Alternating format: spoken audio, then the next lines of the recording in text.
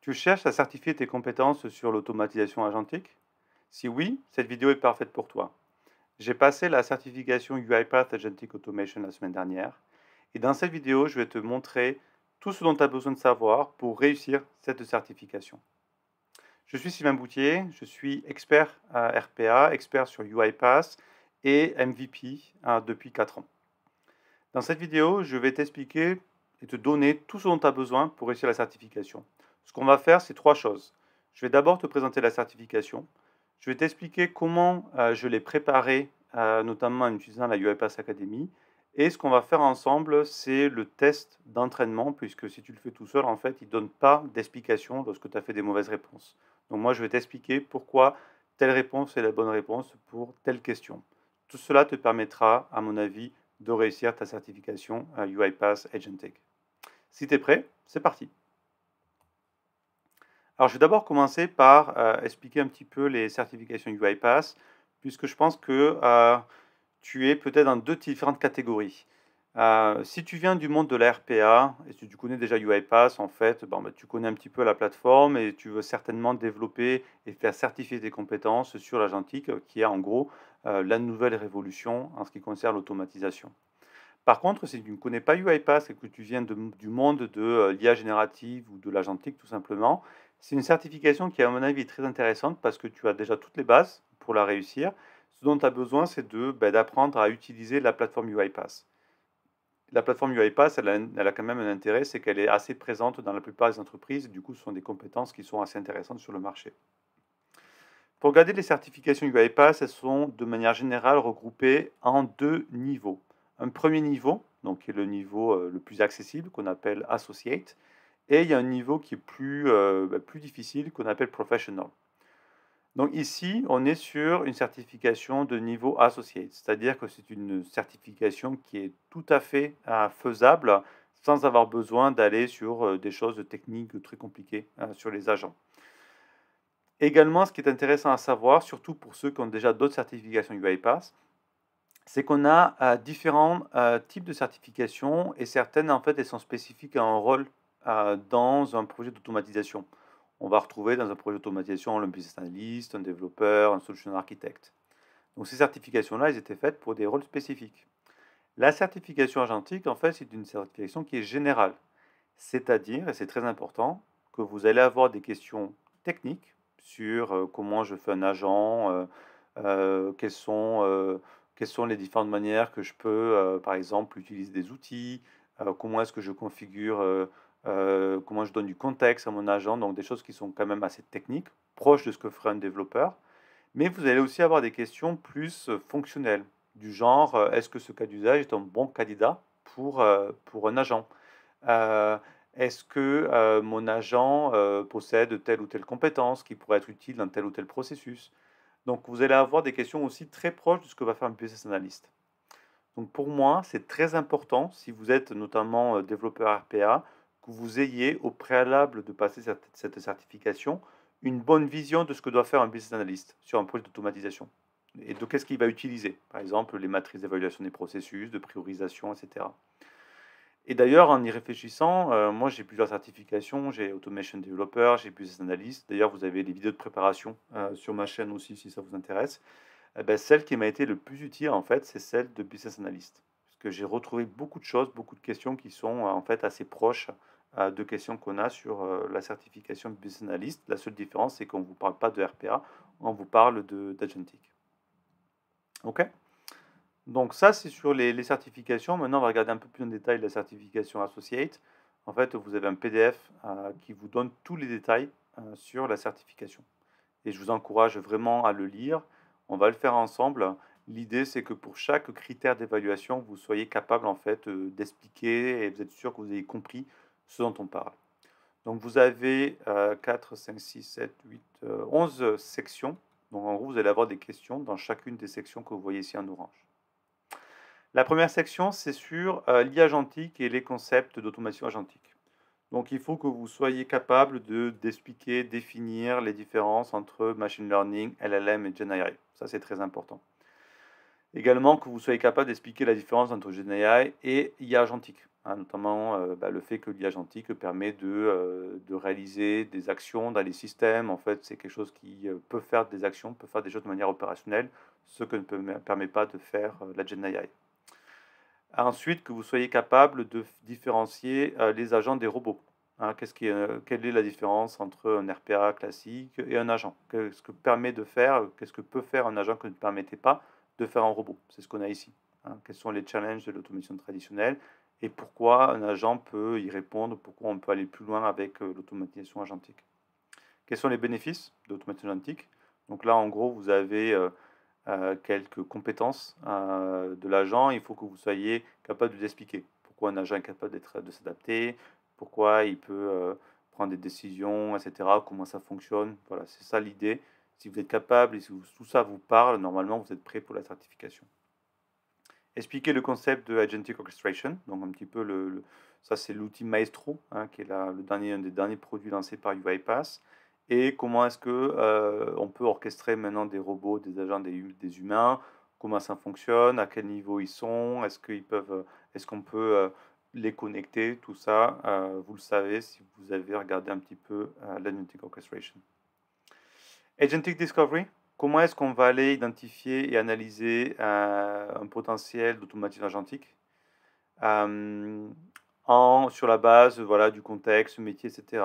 En fait, dans la certification, vous allez avoir beaucoup de questions là-dessus. On va vous donner un contexte métier et on va vous dire, bon voilà, est-ce qu'il y a du potentiel pour faire de l'agentique là-dessus?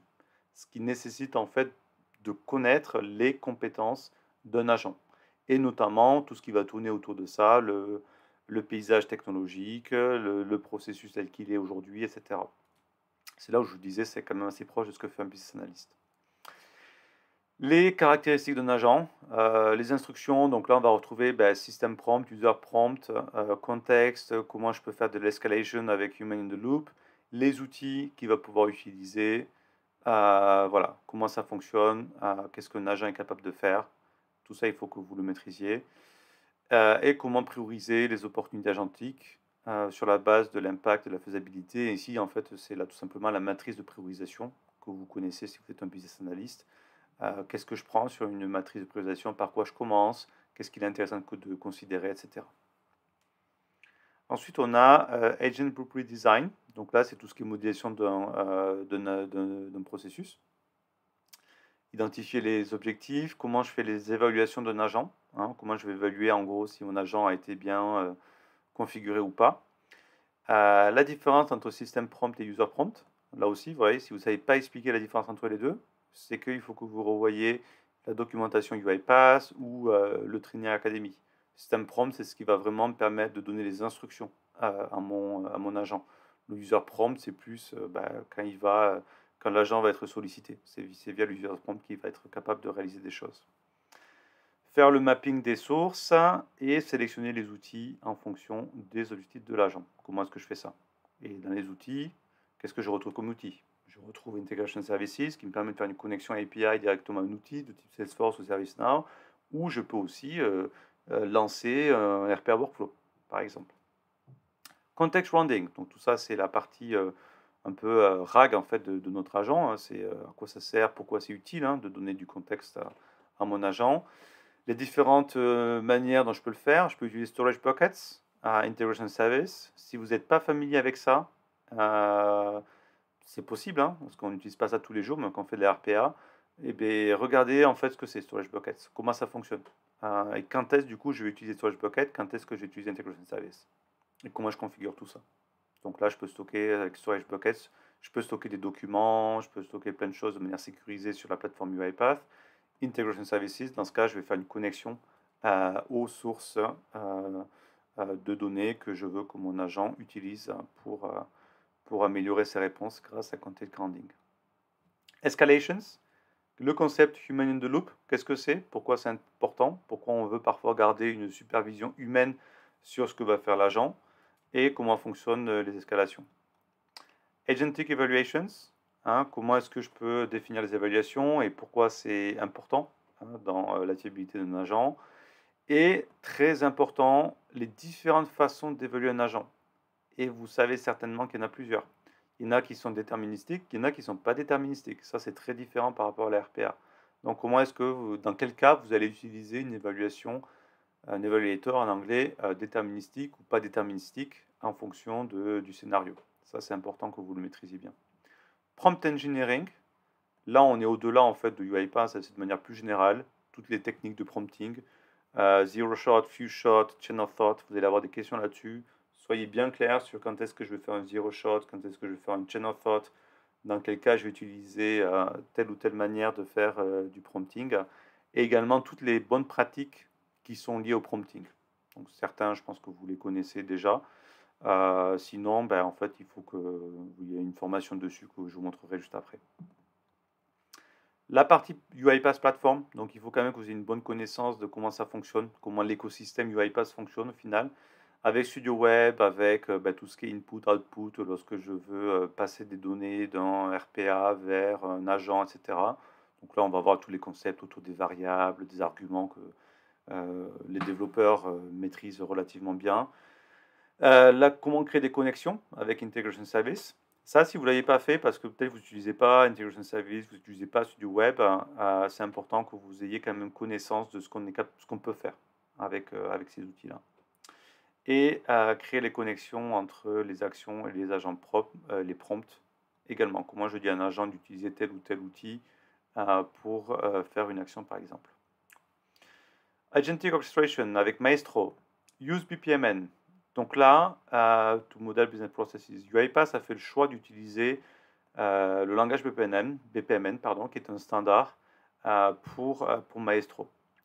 Si vous n'êtes pas familier avec BPMN, je vous recommande fortement, parce que vous allez avoir des questions là-dessus, de regarder à quoi ça ressemble. Ce que vous pouvez même faire, ils ont créé un site pour ça qui s'appelle bpmn.uipath.com. Je vais revenir ici, tac, qui vous permet en fait de modéliser vos processus directement ici. Ça vous permet en fait de vous familiariser avec le langage BPMN. C'est très très utile. Donc vous allez avoir des questions là-dessus. Bon, certains, vous utilisez peut-être le BPMN sans le savoir. Dans ce cas, bon, bah, vous pouvez passer, vous pouvez sauter cette partie-là. Sinon, regardez vraiment ça. C'est très utile. Et c'est demandé dans l'examen. Configurer Service Task pour invoquer des agents, Start and Wait. Donc ça, c'est plus sur le Maestro. Si vous avez accès à Maestro, allez-y, créez un workflow. C'est la meilleure manière aussi de voir comment ça fonctionne. La dernière partie, c'est autopilote.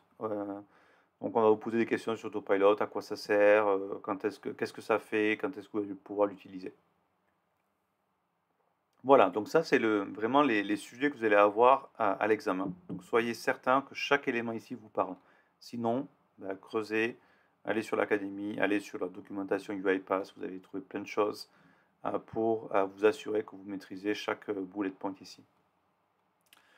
Sur les outils qu'il faut maîtriser, le studio orchestrateur de manière générale, Maestro, vous n'allez pas avoir de questions sur process mining, sur studio, sur document understanding, c'est vraiment pas l'objet de la certification. Alors ensuite, on vous recommande 3 choses pour vous préparer, et c'est ce que j'ai fait, et ça m'a vraiment aidé, donc je vous recommande de faire la même chose. On vous recommande ce module de l'académie que je vais vous montrer après. Regardez la documentation, il n'y a pas non plus 36 pages, c'est assez rapide, c'est assez succinct, donc vous pouvez lire quelques pages, vous allez voir, ça va vous aider. Et ensuite de faire le test practice, donc le test blanc qu'on va faire ensemble, qui va vous permettre de vérifier vos connaissances. Sur la certification en elle-même, je vous rappelle, c'est une certification valable 3 ans. Alors, avant, c'était à vie, maintenant ça a changé parce que les technologies évoluent rapidement. Effectivement, dans 3 ans, je ne sais pas où est-ce qu'on en sera avec l'agentique. Vous avez 60 questions, 90 minutes. Généralement, c'est largement suffisant. Moi, j'ai fait 2 relectures. Du coup, j'avais largement le temps, en fait. 4 options, une seule bonne réponse, qui est le format qu'on retrouve sur toutes les certifications UiPath. Si vous avez déjà passé certification UiPath, vous n'allez pas être perdu. Très important, le test, il est en anglais. Vous ne pouvez pas demander à avoir les questions en français. C'est soit anglais, soit japonais. Donc, il faut que vous soyez à l'aise avec l'anglais et familier avec les termes en anglais. Ça, c'est important. Donc, lisez la documentation en anglais plutôt que faire la traduction automatique Google ou ce que vous voulez. Vous ne pouvez pas traduire pendant l'examen, vous avez accès à rien. C'est un examen qui est proctored, c'est-à-dire que vous avez quelqu'un qui vous regarde. Donc, c'est vraiment, vous êtes vraiment seul et vous pouvez rien toucher, hein. Donc, voilà, soyez à l'aise quand même en anglais pour la certification. Maîtrisez en tout cas les terminologies en anglais. C'est ça qui est important. Alors, on va regarder de l'académie. Je vais faire quelques commentaires sur les modules. Donc, quand vous cliquez sur le lien, vous arrivez ici, hein. L'académie, c'est gratuit. Si vous n'avez pas de compte, vous pouvez créer un compte. Tous les modules dessus sont gratuits. Il vous propose deux blocs, en fait, le bloc Studio Web et le bloc agentique. Le total, ça fait à peu près 13 heures de formation. Moi, je l'ai fait en une journée. Ça se fait bien. Et si vous êtes déjà familier avec la RPA, ben, la partie Studio Web, vous pouvez aller beaucoup plus vite parce que vous connaissez déjà ce que c'est qu'une variable, un argument. Donc, ça va beaucoup plus vite. Ce que je vous recommande néanmoins, si vous n'avez pas forcément suivi l'actualité autour de Studio Web, c'est de faire ces modules, même en avance rapide, hein, j'ai envie de dire, de sorte à ce que vous soyez quand même bien au courant des dernières capacités de Studio Web. Qu'est-ce qu'on fait? Comment ça marche sur Studio Web? Comment je peux, par exemple, invoquer un processus, un RPA via Studio Web? Et comment je peux connecter un agent dans un flow Studio Web à un RPA? C'est ça qu'il faut que vous connaissiez en fait, pour que vous ne soyez pas perturbé par certaines questions. La partie agentique est bien entendu plus intéressante. On va souvent vous demander de créer des agents et je vous recommande fortement de le faire. Pourquoi? Parce qu'il y a des questions qui sont assez précises parfois et que vous allez pouvoir répondre si vous avez pratiqué. Quand vous allez pratiquer, vous allez voir un petit peu les limites, vous allez voir comment bien écrire un système prompt. Et on va vous donner des exemples de système prompt. Et ça va vous aider sur certaines questions, en fait, d'avoir été confronté à des challenges, un agent qui ne fait pas du tout ce que vous souhaitiez. Donc faites les exercices, c'est vraiment du temps passé qui va derrière vous faciliter votre vie lors de la certification. Vous avez un module sur tout ce qui est prompt engineering, hein, few shot, zero shot, etc. Donc là, c'est plus voilà, comment ça fonctionne tout ça, les bonnes pratiques. Et ensuite, des modules plus spécifiques sur comment je configure le contexte, comment je configure une escalation, comment je configure une évaluation pour un agent. Donc ça, c'est très spécifique, c'est un peu plus technique et c'est très important, parce que vous allez avoir pas mal de questions là-dessus. C'est vraiment des blocs assez importants sur la certification. À la fin de l'assessment, hein, sur ce petit quiz qui permet de vérifier vos connaissances, qui est aussi, à mon avis, très intéressant et au final assez proche, hein, de l'examen que vous allez avoir. Ce que j'ai fait, c'est que je trouvais que ça manquait un petit peu de Maestro sur l'académie. Donc j'ai regardé s'ils avaient des modules spécifiques sur Maestro. À l'heure actuelle, ils n'en ont pas. Lorsque vous cherchez Maestro, vous tombez sur ça. Mais du coup, c'est très bien parce que c'est un module qui vous explique BPMN. Et donc, si vous ne connaissez pas BPMN, ben, vous allez avoir les bases qui vont être nécessaires pour répondre aux questions de BPMN lors de la certification. À mon avis, ils vont ajouter des modules sur Maestro, donc faites la recherche, vous aurez peut-être de nouveaux modules, ou ils vont les intégrer directement ici, je ne sais pas. Mais je pense que c'est utile en fait de faire les formations sur Maestro quand elles existeront, sinon de regarder des vidéos de démonstration de Maestro. Et vous allez en trouver sur YouTube, soit de UiPath, soit de MVP, soit de, je sais pas, d'autres personnes, d'autres YouTubeurs qui vont vous faire des démos sur Maestro. Je pense que c'est important, si vous n'avez pas accès à l'outil, de visualiser à quoi ça ressemble. Ça vous permettra d'avoir une image lorsque vous aurez la question. Ok, donc ça c'est pour la partie académie. Maintenant, on va pouvoir faire ensemble le test blanc. Donc vous avez le lien sur le PDF, moi je l'ai déjà ouvert pour gagner du temps. Vous allez pouvoir, il faut tout simplement vous connecter. Là aussi c'est gratuit, on vous demande juste une email, une adresse email. Donc je vais faire ça, tac. Ça c'est des fins statistiques, hein. Vous n'avez pas besoin de vous poser trop de questions. Et on va faire le test. Donc ce que je vais faire, c'est que je vais lire les questions à vote et ensuite les propositions et je vous expliquerai à chaque fois pourquoi telle ou telle option est la bonne réponse parce que en fait à la fin il ne vous donne pas d'explication, hein. Si vous avez fait faux, on vous dit c'était faux, mais on ne vous dit même pas quelle était la bonne réponse. Donc je trouve que c'est plus utile que je fasse l'exercice avec vous. Allez, on y va. Which statement best explains how agentic automation differs fundamentally from traditional rule-based automation? Agentic automation enables bots to adapt, learn, and make decisions in dynamic environments. Agentic automation reduces human interaction while relying on strict coding rules. Agentic automation ensures bots are deterministic in their decision making. Agentic automation uses predefined scripts but with faster execution speed. Bon, là, je pense que vous pouvez deviner la bonne réponse, hein, même si vous n'êtes pas expert en automation agentique. En fait, la bonne réponse, effectivement, les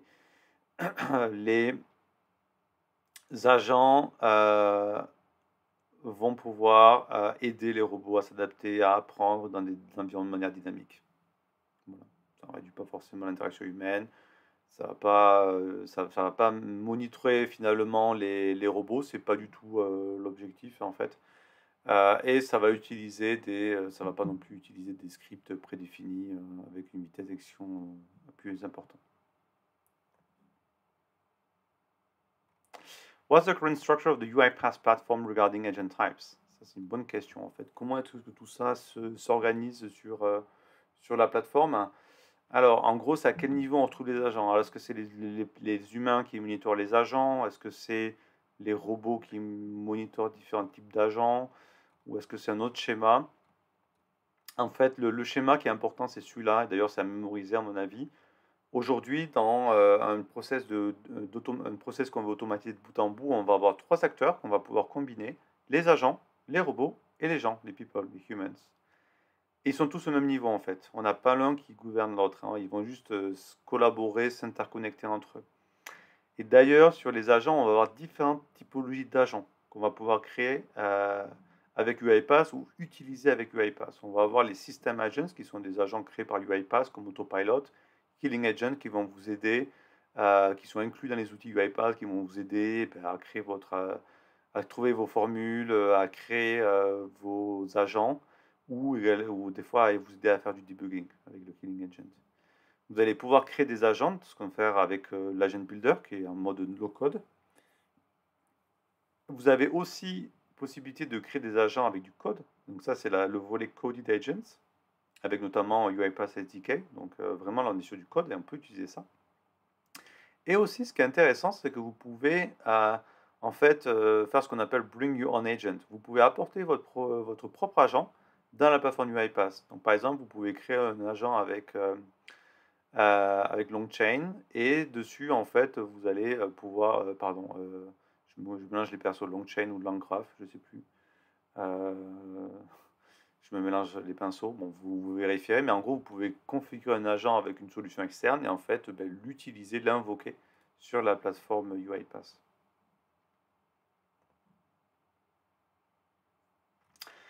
In UiPath Studio, the Create New menu presents the options Agentic Process, RPA Workflow, and API Workflow. To build an automation that independently pursues a business goal, such as processing orders, which option should be selected? API Workflow, Agentic Process, RPA Workflow. Donc là, en fait, on veut quoi? On veut poursuivre un objectif métier. Donc là, on n'est pas sur du déterministique, hein, on va être sur de l'agentique. Et on veut que ce soit quelque chose d'indépendant. C'est pour ça qu'on va se tourner plutôt sur un agent. On ne va pas créer un agentic process. Voilà. A support agent needs to check product stock levels across multiple warehouses using a product ID entered by the user. Which tool flow is most appropriate for this task and follow UiPath naming convention? Alors vous allez voir les conventions de nommage recommandées par UiPath dans les formations. Ici, on veut checker du product stock, donc on va prendre celui-ci. Vous pouvez avoir des conventions de nommage différentes dans vos entreprises, hein, utiliser autre chose. Voilà, c'est une question intéressante. Voilà, n'hésitez pas à mettre en commentaire aussi ce que vous utilisez comme convention de nommage. UiPath en propose une, mais bon, ce qui est le plus important, c'est d'utiliser celle qui est retenue dans votre entreprise. What's a key limitation of traditional automation systems that rely solely on bots and humans? They use a probabilistic approach to make decisions based on patterns and real-time data. They struggle to adapt to dynamic, changing environments due to their reliance on structured logic and fixed rules. They can easily handle unstructured, exception-heavy workflows without human intervention. They have built-in capabilities for complex decision-making and learning from new situations. Alors, les limitations de tout ce qui est automation traditionnelle ici, la question c'est sur les limitations. Et donc, la limitation, pour ceux qui font l'RPA, vous le savez bien, c'est compliqué dès qu'il y a des petits changements, dès que ça bouge, puisqu'on est sur des règles fixes. According to the best practices for prompt structure, what is the recommended way to tell an agent how to format its output? Embed an example directly in the instructions so every answer follows that exact layout. Omit any mention of output format entirely. UiPath agents will always auto-format responses without guidance. Describe the required response schema and avoid hard-coding layout directives. Output arguments already govern the final structure. Include full example inputs and expected output inside the prompt so the agent can make them word for word. Ça, on va éviter. Ça, on va éviter. Hein. On ne veut pas forcément que ce soit quelque chose qui soit fixe. Donc là, on est sur les bonnes pratiques de prompting et du coup, on évite toujours de faire du hard coding. Ça, c'est clair. Donc ça, c'est la bonne réponse. Which input method is selected by default when you add an integration service activity as a tool? Prompt, clear value, argument or static value? Ça, c'est une bonne question. C'est une bonne question et ce qu'il faut savoir, c'est que en fait, par défaut, c'est du prompt. Puisqu'on est sur un agent, du coup, on est par défaut sur du prompt. Donc, si vous voulez faire, par exemple, passer une variable ou ici un argument, il va falloir que vous changiez l'option ici.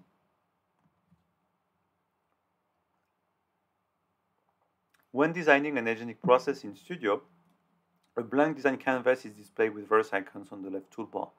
As shown in the screenshot, what's the first step to enable the agent to pursue a goal by initiating steps using pre-built skills? Upload the document, begin with the goal node, drag and drop a bot, use the app activity. Ici, on veut poursuivre un objectif directement, donc on va commencer avec le goal node. Là aussi, si vous avez pratiqué sur Maestro, ce sera beaucoup plus simple pour vous de trouver la réponse. Sinon, je vous recommande d'essayer d'avoir accès à Maestro ou regarder des vidéos sur Maestro si ce n'est pas le cas pour vraiment apprendre l'outil. How can you configure input arguments for a service task in UiPath? By editing the XML, using the property panels, debug panel to test input values, creating a new workflow. Alors ici, vous le savez, hein, si vous êtes développeur, en fait, c'est dans les propriétés qu'on va pouvoir configurer les inputs d'une service task. How can agentic orchestration continuously optimize workflows? By designing static workflows and reducing the need for continuous monitoring, by asking AI agents to conduct random tests to determine inefficiencies in the workflow with no human involvement, by using manual observations to identify workflow changes and process bottlenecks, by leveraging real-time data to monitor workflows, identify bottlenecks, and proactively improve agent performance. Si vous avez vu une démo de Maestro, vous avez vu qu'on voit les données en temps réel en fait sur le workflow, ce qui est super intéressant. Vous savez où est-ce que tel ou tel cas en est, quel est son statut et où est-ce qu'il est, s'il est entre deux activités ou s'il est bloqué quelque part. Un petit peu comme avec du process mining, en fait, on est capable de voir un petit peu ce qui se passe quasiment en temps réel. C'est vraiment intéressant. Donc c'est ça la bonne réponse. Why is specificity important when designing a prompt?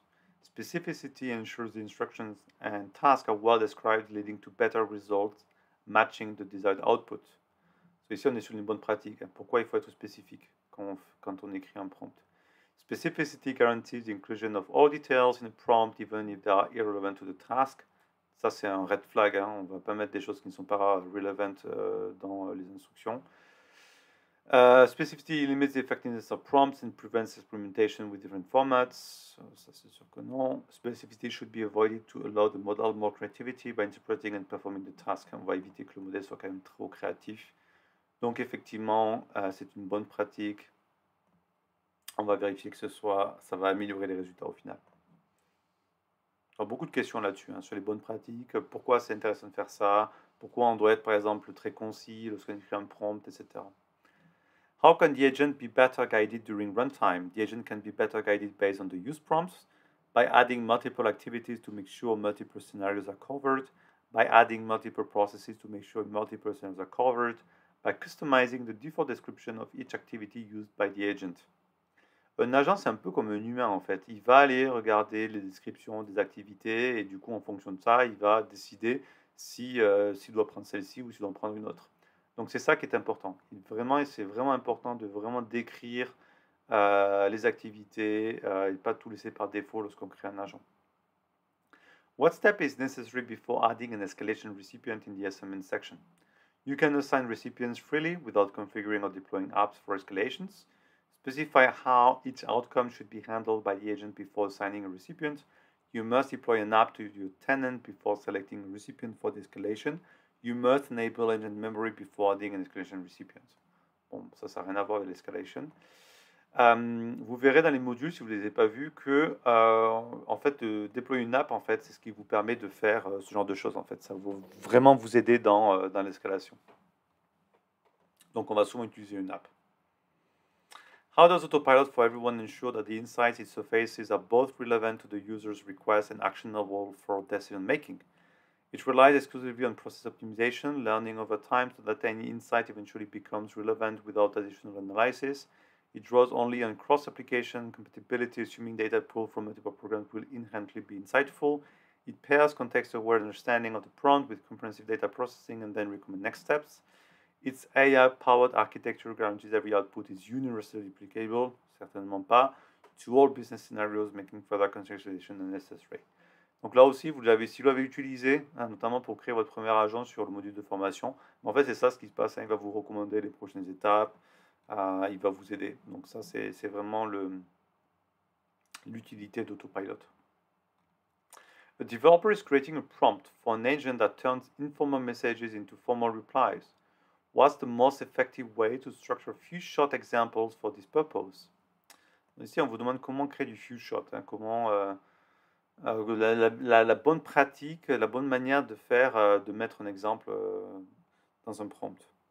Pair informal message with short one-word responses. Just give a few output and ask the LLM to imitate the tone. Use uppercase letters to emphasize tone change. Provide side-by-side input-output. Là aussi, c'est très utile, pardon, si vous ayez en tête en fait un exemple de prompt avec un few shot ou même une chain of thought, ça va vraiment vous aider si vous êtes capable d'avoir ça en visuel, ça va vous aider à répondre à certaines questions. Parce qu'ici, effectivement, vous savez que c'est ça le bon modèle. On met un input, on met un output, en expliquant que ça va être un exemple, etc. What's the highlighted task type? Qu'est-ce qu'on a ici? Quelle est cette petite icône avec la petite étoile ou l'étincelle qu'on retrouve dans le nouveau logo du iPass? Eh bien, c'est la task agentic. C'est ça l'agentic. La petite roue ici, maintenant, c'est le symbole de la RPA, un workflow RPA. You're part of an IT team that spend a lot of time manually monitoring logs, detecting issues, and searching for fixes. Creating detailed tickets is also time consuming, making it harder to resolve problems quickly. How can agents help? Ça, c'est une très très bonne question, très bien écrite, qu'il faut vraiment comprendre parce que vous allez avoir plein de choses comme ça à l'examen. On va vous donner un exemple. Voilà ce que fait telle équipe. Comment est-ce qu'un agent va pouvoir aider? Pourquoi est-ce que c'est un bon cas pour un agent? Et ici, en fait, vous allez voir dans les propositions, vous devez être capable de dire si un agent est capable de faire ça ou ça. The agent monitors the log files but requires IT staff to analyze issues manually.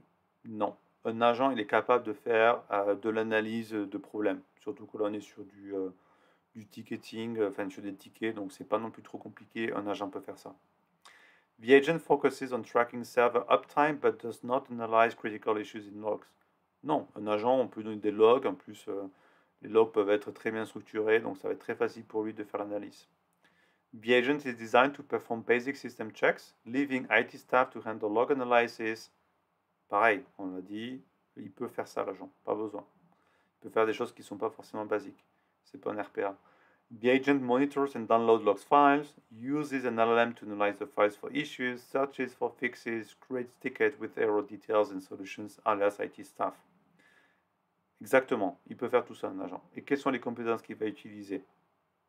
Il peut faire du monitoring et télécharger des fichiers, il est capable de faire des actions, donc il peut aller récupérer les logs. Il peut effectivement utiliser ses compétences de LLM pour faire l'analyse, ça c'est le but de l'analytique.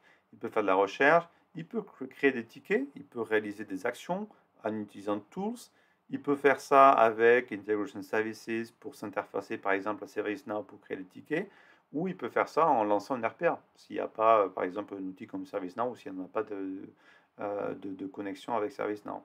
Et il peut effectivement alerter l'IT staff dans certains cas quand il ne sait pas faire via l'escalation.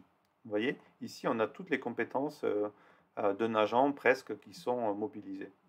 Donc ça, si vous avez bien en tête tout ça, ben vous allez voir, vous êtes prêt pour l'examen. Parce que vous allez avoir beaucoup de questions là-dessus. A business process involves reviewing a document during which the execution must wait to receive a confirmation message from a user before continuing to the next step. Which BPMN event type is most appropriate to model this scenario? Intermediate message event placed in line or in boundary. Là, une question sur BPMN. Start message event to trigger the process, intermediate timer, end message event. Bon, on n'est pas sur un end message. On est en fait en attente de récupérer un mail. Donc on est sur voilà, un événement de type catching qu'on va mettre en boundary. Ça, vous le verrez sur les formations plus spécifiques sur Maestro et sur le BPMN.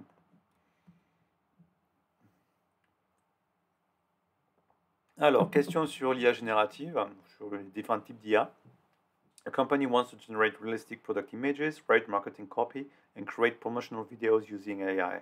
Which type of AI should they rely on? So, on veut générer des images, même des vidéos. Statistical AI, Gen AI, Reinforcement Learning AI ou LLM. Bon, là, je pense que c'est assez évident pour la plupart d'entre vous. Hein. Si vous êtes familier avec le Gen AI, vous savez que vous allez pouvoir créer des images, des audios, des vidéos, etc. Le LLM, on se concentre plus sur du texte. Donc ça, c'est faux, là. 3D Elements, non, c'est pas la spécialité du LLM. Le LLM étant une partie de la Gen AI. A developer is implementing evaluations for a document processing agent and must choose between deterministic evaluators and the LLM as a judge evaluator. The agent needs to assess invoices where items descriptions vary slightly. For example, laptop versus portable computer. Which evaluator type should the developer use in this case? Use exact match, use deterministic evaluator, use LLM as a judge with JSON. Ça, c'est une question très importante. Là aussi, on peut avoir différents types d'evaluators. Ils sont d'ailleurs documentés dans la documentation. Qu'est-ce qu'on a? On a 4 types d'évaluateurs. On a LLM as a judge. On cherche une similarité sémantique. C'est ce qu'on a ici en fait. On a laptop, on va avoir computer, c'est la même chose, c'est juste différent, mais c'est le même sens derrière. Donc c'est ça qu'on va utiliser. Parce que si je prends exact match, je vais regarder si j'ai laptop et pas autre chose. Du coup, computer, ça ne marcherait pas. JSON Similarity, ici, je vais checker le format, en fait, la structure du JSON que j'aurai à la fin. Ici, on ne me parle pas de ça, donc a priori, je n'ai pas de JSON. Et après, on a aussi d'autres types d'évaluateurs qu'on appelle Trajectory Evaluator. Donc là, c'est quoi? C'est LLM as a Judge qui est pertinent. Donc on va utiliser celui-ci. When systems combine adaptability, intelligent decision making, goal-oriented execution, and multitask coordination, what is achieved? A system that emphasizes scalability while reducing complexity handling, enhance ability to handle predictable operation with limited flexibility, focus on specialized tasks at the expense of dynamic adaptability, improve the resilience, agility, and effective management of interconnected processes.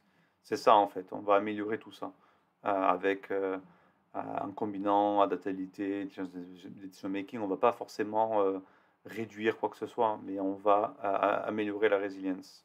C'est ça qui est important, surtout lorsqu'on fait un passage à l'échelle.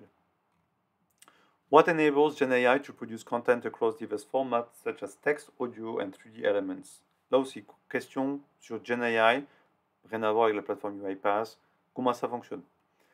GenAI's ability to produce content across formats stems solely from its capacity to repurpose previously generated outputs rather than understanding or processing patterns in data itself. GenAI relies on deep learning models designed to learn patterns and structures from varied datasets encompassing multiple data types.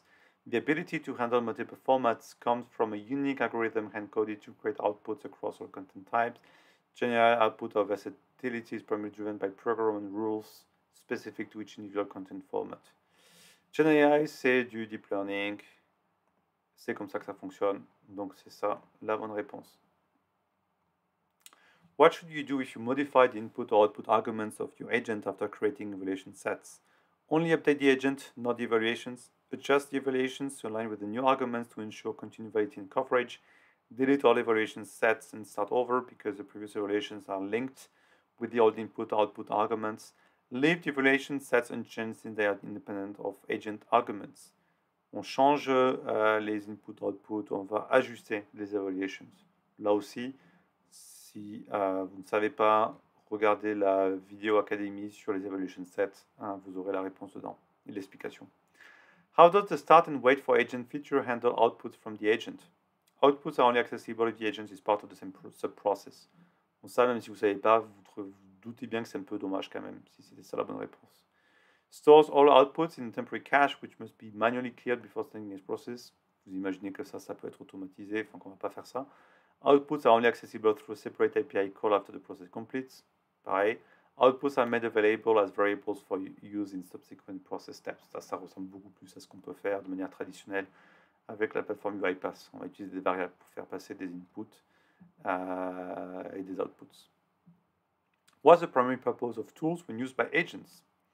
Tools are used to enable agents to bypass reasoning and perform actions directly without any objectives or planning. Bon, ici, c'est un peu facile de voir que c'est pas ça. Tools give agents access to business data and let them perform actions based on objectives defined in the prompt. Tools are designed solely for storing data without offering agents the ability to execute actions or interact with applications.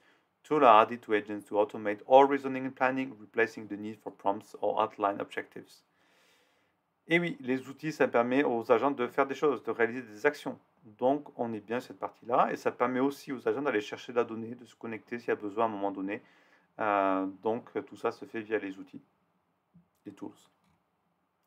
Why is using direct and specific language considered as a best practice in prompt engineering when designing prompts for an AI model?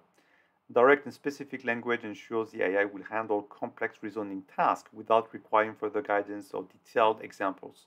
Direct and specific language guarantees the AI will always provide correct responses, even without additional context. Direct and specific language minimizes ambiguity, ensuring the AI can generate responses that align with the intended outcome. Direct and specific language limits the need for iterative refinement of prompts, producing efficient responses in the first attempt. Et le but, effectivement, on va être spécifique parce qu'on veut vraiment minimiser tout ce qui peut être ambiguïté. Hein. C'est vraiment un obstacle hein, pour qu'un agent fonctionne bien. Il faut vraiment ne pas être ambigu. Du coup, on aura de meilleurs résultats hein, avec notre objectif. Which data type is supported for both input and output arguments when you explore the process as an agent tool? Decimal, string number, datetime. On fonctionne beaucoup avec du texte en fait, lorsqu'on crée un agent. On écrit du texte, on va bien décrire les activités, donc on va utiliser le string comme format. What's the purpose of the expression editor in configuring savvy task in UiPath? Ça, si vous connaissez Studio, vous avez la réponse. To write complex expressions for element properties with intelligent code completion. Ça, c'est Autopilot. To test the workflow execution in real time. To directly modify the XML, to manage user permissions. So expression editor, c'est là où on va pouvoir, comme vous le savez, je pense, écrire des expressions complexes et on peut utiliser Autopilot qui va nous aider à écrire notre expression. When is recommended to create evaluations during the agent development process? Once the argument, use case, prompt, tools, and context are stable or finalized to minimize rework, immediately after designing the agent, regardless of whether the use case or argument is stable, after exporting evaluation sets from other agents to avoid starting from scratch, at any stage of the development process, as evaluations can be adjusted later with minimal effort. Ça, c'est une question où j'ai eu faux, en fait, la première fois où j'ai répondu. En fait, c'est un peu différent de la RPA. On va faire ça vraiment à la fin, quand tout est finalisé. Là où sur la RPA, on va, tout ce qui est test, on va quand même vraiment anticiper dessus parce que ça prend du temps, il faut créer les données, il faut avoir accès aux versions de test des systèmes, etc. Là, on fait vraiment ça à la fin. Donc, vous aurez aussi comment dire, le mode de fonctionnement de bout en bout expliqué dans le module de formation sur l'académie. Which of the following represents a high priority use case in a matrix? Ça, c'est vraiment une question business analyst. Hein, par quoi on commence sur une matrice de priorisation. A use case prioritized solely because it's technically feasible, even if it contributes minimal business impact. A use case with high impact but minimal feasibility, assuming the business benefit alone justifies overcoming complexity. A use case with moderate feasibility but low impact, assuming feasibility outweighs business value and prioritization. A use case with significant potential for success and organization impact while prioritizing feasibility. Donc là, en fait, quand on prend les prioritaires, c'est quoi? C'est ceux qui ont du potentiel et qui ont aussi une faisabilité qui est pas trop compliquée. Hein, on essaie d'aller chercher ce qui est faisable. Donc on est bien sur celui-ci, puisque là avant on nous dit que ça n'a pas d'impact business, donc ça c'est pas ce qu'on veut. Le bénéfice ne justifie pas tout, parce que si la complexité est très complexe, c'est pas forcément la meilleure façon de faire, c'est pas prioritaire en tout cas. Et là aussi, il faut qu'on ait quand même quelque chose qui a une business value importante. Donc si ça vous ne savez pas, regardez matrice de priorisation sur la formation business analyst, vous allez trouver toutes les explications, vous allez la trouver dans les supports de la formation business analyst d'ailleurs, de mémoire. Donc ça c'est important que vous le maîtrisiez pour la certification. In the BPMN diagram, which element is typically used to represent a decision point that can be mapped to conditional logic in agent's workflow during the import process in UiPath Task Capture? Decision point. Comment ça s'appelle? On va regarder. C'est le fameux losange ici, c'est ce qu'on appelle un exclusive gateway. En fait, c'est là où vous allez pouvoir créer une décision. Donc, vous allez pouvoir faire quelque chose que je pense que vous avez déjà vu. Hein. Vous allez modéliser un cas ici, ou sinon, je peux par exemple revenir en arrière. Donc ça s'appelle exclusive gateway en langage BPMN. Encore une fois, vous avez le module spécifique sur l'académie qui vous permet d'avoir les bases si vous ne les avez pas. What must be configured beforehand to ensure that Maestro can handle and use downloaded files correctly? Data Fabric must be enabled, and the user must manually create file storage folders in the project directory. Data Fabric must be enabled in the tenant, and at least one entity must include a field that supports file storage. The tenant must enable a dedicated Files API endpoint in addition to Data Fabric for file downloads to work. Users only need a generic data entity. Maestro will automatically infer whether it supports file storage. Data Fabric, c'est un des derniers produits sortis par UiPath qui permet justement de faire ça. Il faut regarder la documentation si vous voulez regarder un peu plus en détail ce qu'on peut faire. Et du coup, il faut effectivement que ce soit activé au niveau tenant. What's the name of the missing component marked with, donc en rouge ici. Ça, c'est ce qu'on appelle la Trust Layer. AI Trust Layer, c'est en fait une couche qui a été créée par UiPath en fait pour gouverner toutes les solutions d'IA de UiPath. Donc là aussi, vous pouvez regarder la documentation si vous voulez comprendre comment fonctionne la AI Trust Layer. When creating an agent story, what of the following is defining for the agent role? The agent's role ensures the agent can integrate into workflows. The agent's role could include a faster response time, higher accuracy rate, or improved customer satisfaction. The role gives context to the automation's core responsibility. The agent's role is irrelevant when creating the agent story. Très important, c'est donner du contexte. C'est pour ça en fait qu'on a ce rôle en fait à l'agent. Donc c'est celle-ci la bonne réponse. Le contexte est très très important. What's the purpose of evaluation results in UiPath terminology? Evaluation results define the rules and conditions used to assess the agent's output during evaluation runs. Evaluation results include traces from completed evaluations to measure accuracy, efficiency, and decision-making during runs. Evaluation results organize evaluations and evaluators into sets designed to simplify scoring and streamline assessments. Evaluation results assign performance scores and ratings without the need for further manual debugging or analysis. Donc là, c'est un peu à quoi ça sert Evaluation Results. En fait, ça permet d'inclure des traces pour mesurer sur différents angles en fait, les résultats de l'évaluer en fait, plutôt que mesurer, évaluer sous différents aspects l'agent que vous avez créé. Which component do you need to select so an agent can involve a human when assistance is required? On a une question assez similaire juste au tout début, je crois.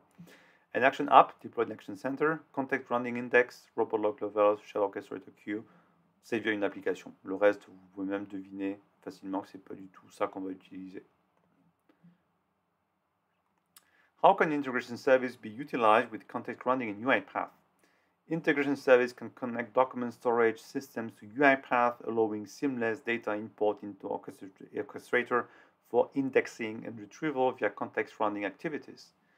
Integration service requires manual configuration for every query and does not support automated data indexing or syncing.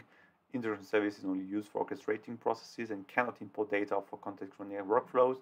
Integration service is unrelated to context rounding and is exclusively used for robot execution scheduling. Alors, pour faire du contexte, on a deux options, Integration Service, Storage Bucket, et Integration Service permet de faire la connexion effectivement à des systèmes à UiPath, donc j'avais donné l'exemple de OneDrive, et du coup, ça va pouvoir faire l'import, et on va pouvoir faire au-dessus de tout ça, l'indexing, qui va permettre d'utiliser Context Rounding. Ça, c'est aussi expliqué dans la vidéo de formation sur le contexte. Your client asks you to configure an LLM to answer general trivia questions such as who's the president of France? You don't include examples of correctly formatted answers in your prompt, but you expect a model to return concise and accurate responses. What approach should you choose for this task? Ici, zero shot, few shot, chain of thought. Vous avez besoin de savoir les différences entre tout ça. Qu'est-ce que c'est que le zero shot, few shot? Ici, on nous dit quoi? On nous dit pas d'exemple. Donc, on sait qu'on n'est pas sur du few shot prompting. Et on veut qu'il nous donne quelque chose de concis et précis, donc on ne va pas lui demander de faire du chain of thought, on ne va pas lui demander de nous expliquer son raisonnement. Donc ici, on va juste faire du zero shot prompting, on va juste poser la question directement. Donc ça, vraiment, il faut connaître les différences entre tout ça. Can agents learn from experience and improve their performance over time? Yes, but only when supervised by human. Yes, they have learning capabilities that evolve with age. No, they are limited to static scripts. No, they require manual updates for improvements. Oui, et les agents ont des learning capabilities et ils ont aussi ce qu'on appelle une memory. Ils peuvent aussi avoir une mémoire et se souvenir de ce qu'ils ont fait. Voilà, donc on a fini le test. Vous allez avoir les réponses ici. Parfait, 100%. Donc, si vous êtes capable, en fait, comme moi, de répondre aux questions, d'expliquer pourquoi telle option est correcte, pourquoi telle option est fausse, à mon avis, vous êtes prêt pour passer la certification. Encore une fois, vous faites l'académie, documentation, le test, vous pouvez le refaire ou revisualiser la vidéo. Si vous êtes vraiment clair dans votre tête sur tous les différents concepts, à mon avis, vous devrez réussir à passer cette certification. Voilà, j'espère que cette vidéo sera très utile. Ce qui me ferait très plaisir, c'est que vous me disiez, après avoir passé la certification, si vous l'avez réussi et si ça vous a aidé dans votre préparation, dans votre réussite à la certification. Si vous avez d'autres questions également, vous pouvez utiliser les commentaires dans la vidéo pour poser vos questions et n'hésitez pas à vous abonner à la chaîne pour de futures vidéos. Merci à tous et à bientôt.